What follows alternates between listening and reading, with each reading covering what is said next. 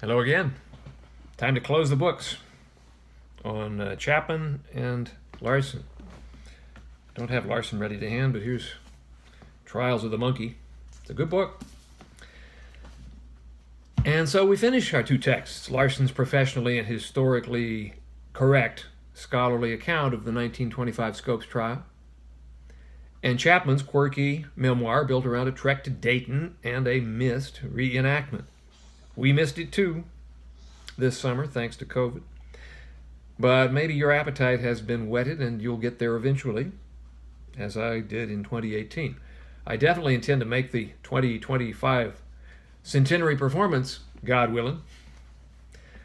So I think quite highly of both books.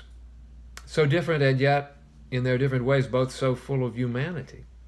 Whatever else you can say about the Scopes affair, and specifically the trial/summer extravaganza of 1925, I think you have to say that it too was full of humanity, for better and for worse. Fundamentalists and progressives, each concerned to ward off, quote, damnable indoctrination in, respectively, a naturalistic or a supernaturalistic worldview that undermines faith in, respectively, God or progress, fought themselves to a draw in Dayton, but at least gave us an entertaining show in the process. I actually think it was more than just a show, though the popular accounts of the day, most prominently Frederick Lewis Allen's Only Yesterday, treated it as such. But as I commented below, Only Yesterday was not scholarship, but I will say that it and its sequel Since Yesterday, A Popular History of the 30s, are highly entertaining, not in the clipped tones of H.V. Kaltenborn, whom Harry Truman had so much fun mimicking in 1948 when Kaltenborn tried to declare Thomas E. Dewey the next president, but rather in the smooth delivery of Grover Gardner.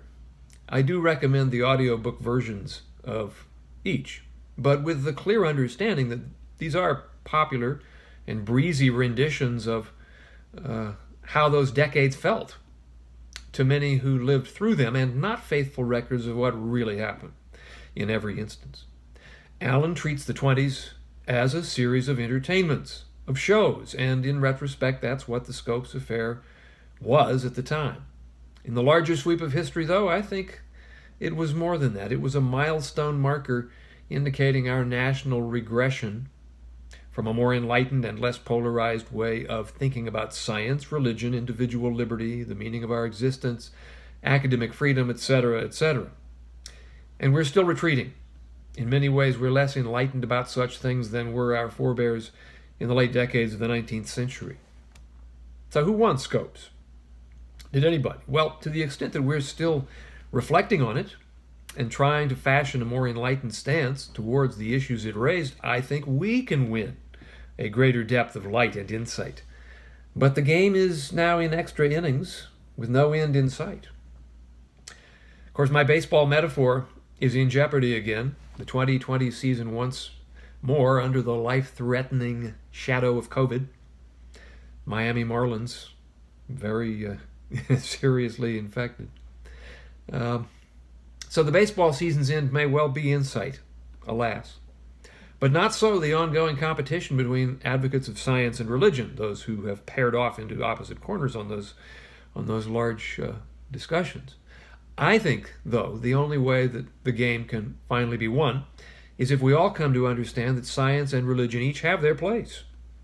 That, contrary to William Jennings Bryan's declaration at the outset of the trial, that they're not in a duel to the death, and ultimately it is possible to affirm both the truth of evolutionary science and the value of religious faith.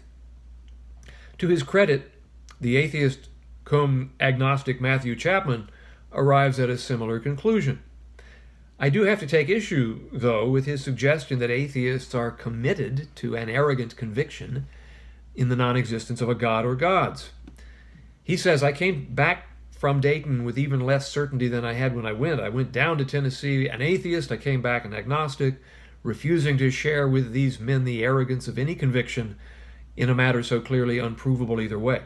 Well, in my experience, very few atheists, not even Bertrand Russell for heaven's sake, are so arrogant as to claim knowledge of godlessness in the universe. They simply speak for themselves in attesting an inability to believe in a God-governed world. They do believe in a world of human beings striving for and sometimes attaining lives of meaning, dignity, and purpose. Like Chapman, they have a craving for a larger meaning, but refuse to satisfy this spiritual hunger with theological junk.